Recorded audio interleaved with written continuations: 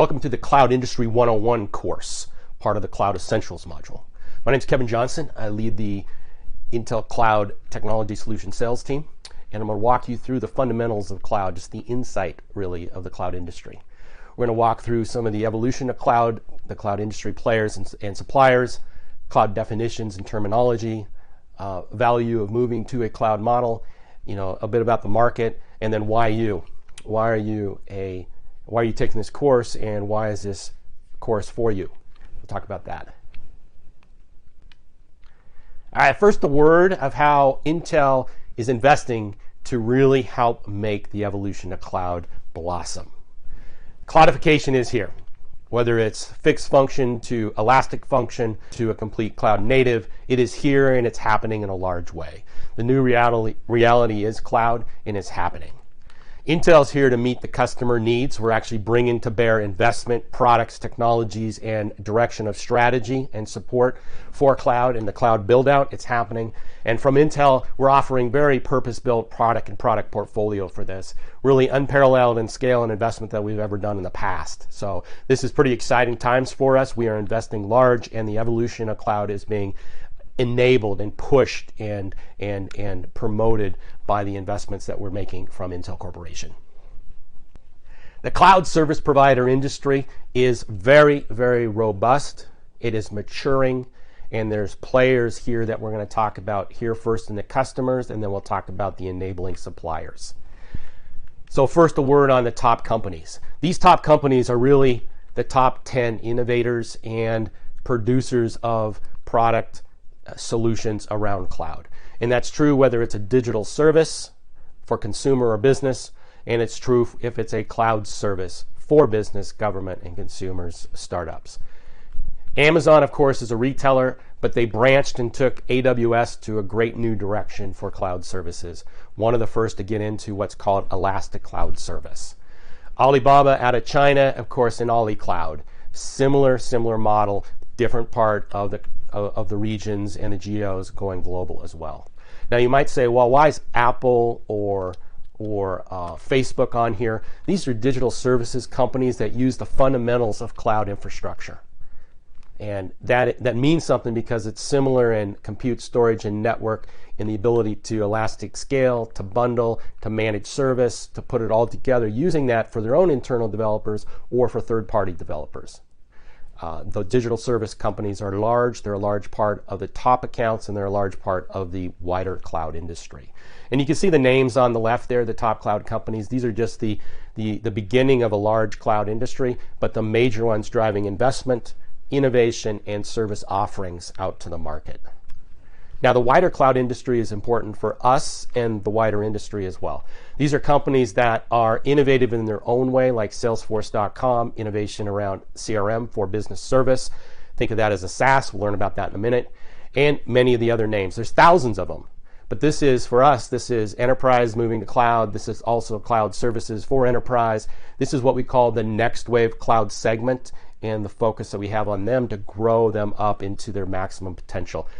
Again, it also includes many different parts of the industry like telecommunications, digital services, and true cloud service providers as well. So it's very interesting as we continue to grow together with this business. Now, the cloud ecosystem. There's four main categories I'm going to talk about during this course. Cloud industry forums. These are the industry forums and committees and working groups that bring standardization and openness to the cloud in order to allow it to grow and blossom. The Cloud Native Compute Foundation, the Open Compute Project, the Open Data Center Alliance, OPNFV, all of these bring elements of standardization and openness so the industry can innovate and grow faster. The global system integrators, the next column, is really, these are the constructors of cloud services. They're hands-on, knowing an application, making proposals, here's how it can work. These are the ones that actually nut and bolt things together. They put pieces together to make an application work. The software providers, these are some of the traditional enterprise software providers and a new blossoming open source or licensed community of innovators for software, whether it's an OS set of software, a middleware, or an application or databases. They're wide and many. So these are just a few examples of the many, but the software providers have transitioned their business model, or it's a new business model for them, moving into cloud and supplying cloud. This is also true for tools, and it's also true for the development environment they bring along with their application or OS. System providers. These are our tried, trusted customers, we as a supplier to all of these. These are the companies that bring the system infrastructure together for cloud, whether it's a system, a storage, a compute system, a storage system, or the full rack. These companies provide the whole value add within the rack, the pod, the data center as the business grows. Dell, HPE, Supermicro, Huawei, Lenovo, Inspur, Cisco, Hive, H3C, Quanta, ZT Systems, and many more. These are just a few examples, and I shout them out because these are our direct customers for much of our direct product and technologies going into the cloud business. We value them, appreciate them, and continue to grow with them. Now, cloud computing definition, this is very important. This is the on-demand remote availability of compute, storage, and network resources. And it's really deployed on demand for you. It's subscribed for you as you need it to develop an application or for an end user to use that application. Next, there's 3 types of service models around this, starting with infrastructure as a service and building up. Infrastructure as a service is basically the bare system or VMs and cores subscribed for an application, and applications are built upon that. Platform as a service brings a bit more part of the value stack, OS, and some middleware to that. And then software as a service is really the application hosted remotely, the full application, not really looking beneath and seeing the system. Now, there's 4 main use models that are important. There's the public cloud, and that is all hosted systems. There's the private cloud, which is the on-premise or colo systems, typically inside a firewall. There's the hybrid cloud, which brings the combination together, and then there's multi-cloud, which is a multitude of cloud service offerings or companies bringing you service value, typically 2 or more external cloud service providers. You can see in the diagram on the right, down in the bottom, the cloud spectrum, the public on the left and the private on the right, brings those together in a hybrid and multi-cloud approach as you choose for your IT and business model. The cloud really brings applications, platforms, and infrastructure to bear on demand, and that's the bottom line. Cloud terminology essentials. We're going to go slowly through this because this is important grounding. You can read the definition, but I'm going to add some color as we go. First, cloud services. This is actually the multi-billion-dollar service industry today for cloud, and growing to the $1 trillion of services over the next decade. This is really the ability to bring a application to you in a remote hosted set of resources. Cloud native continues to build that integrated value with components of cloud integrated around, whether that's well-architected compute, storage, and network for a database application or a container application or a security application. It is cloud native, tightly bundled together with those services. The cloud instance. This is the jewel of the cloud. This is actually how cloud service work gets done. It is a bundle of compute, storage, and network resources running virtually. It is the instance of a compute, storage, and network resource working for you. And this is what you subscribe to in an IaaS and a PaaS environment. Elastic cloud, this is truly just what it means. You can scale up with services in the cloud, you can scale down, you can have that variable model brought to you, and it can be, in AWS's speak, auto-scaling. So you can set up your limits in your potential for Elastic Cloud. It's brought to you. Cloud migration. This is truly what it means. This is you have an applications to migrate, or you're migrating from one cloud vendor to another, or you're migrating into a hybrid model. This is truly migration. And this is a large part of the SI business value, is bringing that architecture or bringing that implementation and execution of that, testing it and trying that and bringing it together. Cloud terminology essentials. Cloud compute is the essential of cloud. This is how the work and the workloads get done. Bare metal, VM, containers, function as a service. Let's quickly walk through this. So bare metal, this is essentially the system itself, the server system.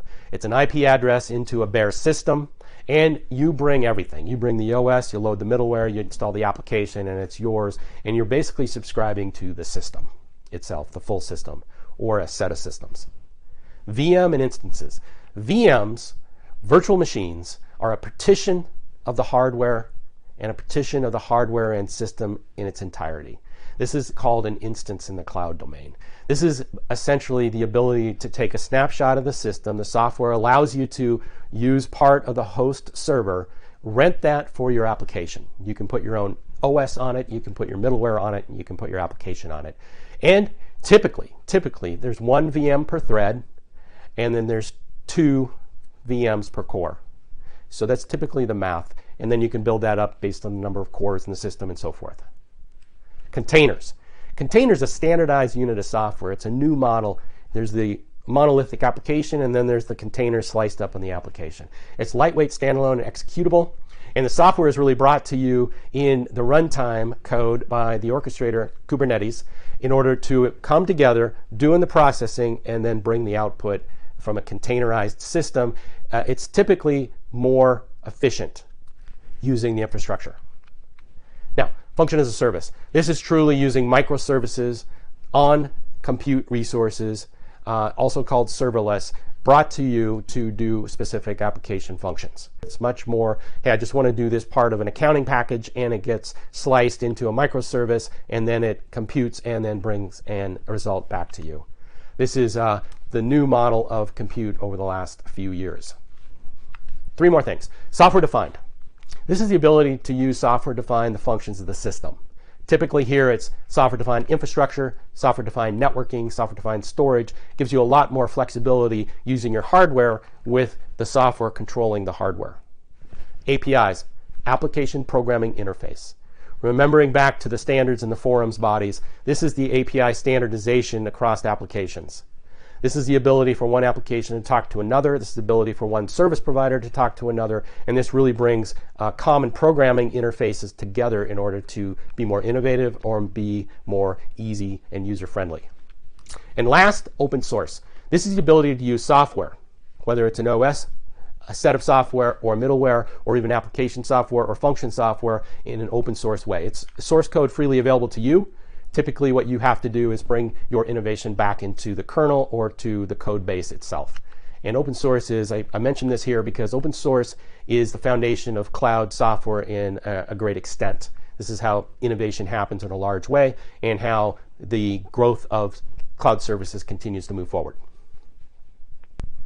Cloud stacks and use models. There's 4 main definitions here we're going to talk through, and this diagram allows you to see how the pieces come together in the different models. First on the left, private cloud. That's either on-premise or in co-location. You own everything, from the system all the way through the application and data. IaaS, infrastructure as a service, the system is provided by the service provider. You bring the OS, middleware, runtimes, application, and data. Platform as a service, PaaS. A bit more of the value chain is provided by the cloud service provider. OS typically, the middleware, and some of the runtime. You bring, again, the application and the data. And the last one, SaaS, this is a subscription model. Whether it's an accounting package, a CRM package, a security package, whatnot, this is a subscribed package for you as you take a look at your needs, and maybe you're not developing, but maybe you're subscribing applications into your IT or your government or your startup domain. Again, private cloud, IaaS, PaaS, and SaaS. These are fundamental, and you'll see this diagram throughout the level 1 courses. So why cloud? Traditional infrastructure is limiting in many ways. So whether it's on-premise, public, hybrid, or multi-cloud, what's the opportunity? What's the transition or migration opportunity? And why would you do this? And this is why cloud. So traditional IT data centers and equipment have a significant capital and operating costs. That goes without saying.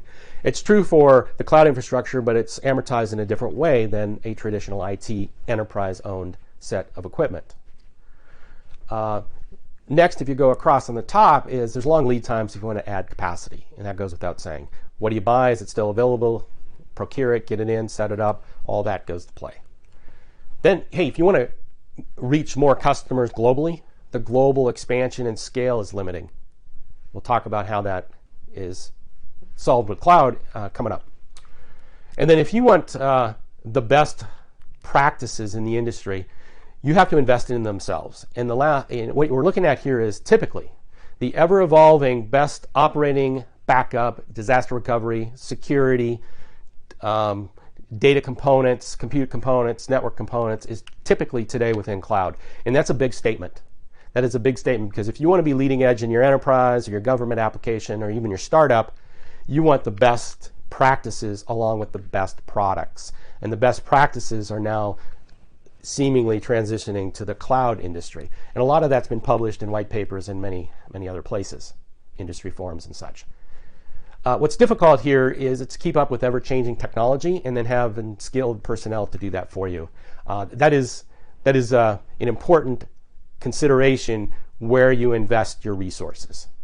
Now, the bottom line here is cloud's a new operating model, and it's being fundamental to how companies will transition and drive their operations in the new digital economy. This is fundamental to the transformation propositions that are in the business today. Here in the Cloud Industry 101 course, this is the migration pattern we continue to see, so we're sharing this with you. You can see here in these two charts, and this is specifically for enterprise cloud adoption and then first consideration of enterprise applications, that the use of cloud continues to grow in a large way. And traditional use of compute and storage and network continues to decline. So you see here, and this goes without saying, you can see the numbers, you see that there's a pattern of continued cloud adoption, and that's true. And if you're a DevOps team, a development team, application development team, the first consideration now is with cloud. Can I buy it from cloud as a subscription, or can I develop it on the cloud resources? That is really a key consideration, and you can see the adoption of that mindset continues to grow with cloud. That is a key thing to remember as you're thinking, well, why does all this matters? Well, your customer thinks it matters, and there's investment in this direction, in this trend. I'm reading the headline here. Robust cloud services growth drives cloud infrastructure demand.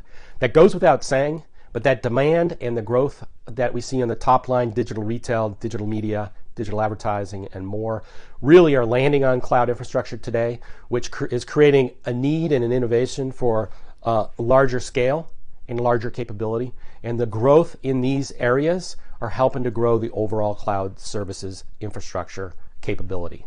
Enterprise benefits from that, government, startups, many other applications benefit from that, but cloud services continue to be buoyed and grown by the digital services industry. Now, cloud services themselves are growing in their own right, and the innovation ties together, whether it's elastic compute, robust memory and storage, capabilities in networking, autonomousness of management of your system and your system resources, security, governance, many other things are growing together with digital service and enterprise service capability and demand. It's an exciting time here. We see a lot of investment going into cloud infrastructure because of this.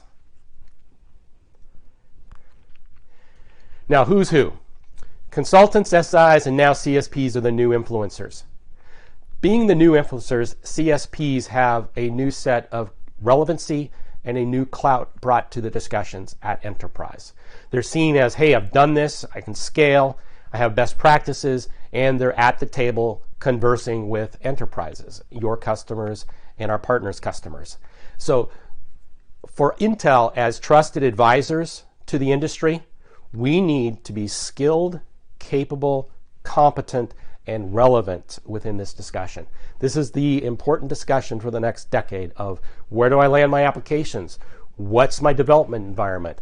What's my development process? What's my landing zone? How can I change my landing zones in the cloud? What's my governance model? Those are the key questions and many more that are coming to the enterprise. The new relevant advisors are now at the table, the CSPs.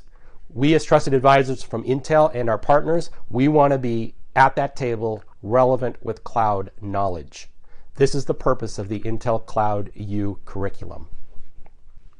In summary, a monumental shift is happening in technology and use of technology in business and the industry today. We see it, you're going to learn about it, it is happening, and it's important. Enterprise, governments, startups, consumers, They have many compelling reasons to utilize cloud. We'll learn about that, and we'll learn about the what and why and where that lands. And this is true for on-premise, and this is also true for public cloud infrastructure capability. Last, this industry is just growing. It requires knowledge and skills to be influential, to be relevant, and to maximize your impact for customers and for Intel Corporation. We truly are on a very exciting journey here. Thank you for taking it with us. In closing, this is you as a world-class influencer. Intel Cloud U brings you the curriculum to skill yourself up on cloud and many other topics. We really want you to embrace learning through this, and it's the ability to make you relevant, capable, competent, and an influencer in your own right as a professional working with us in cloud. Thank you.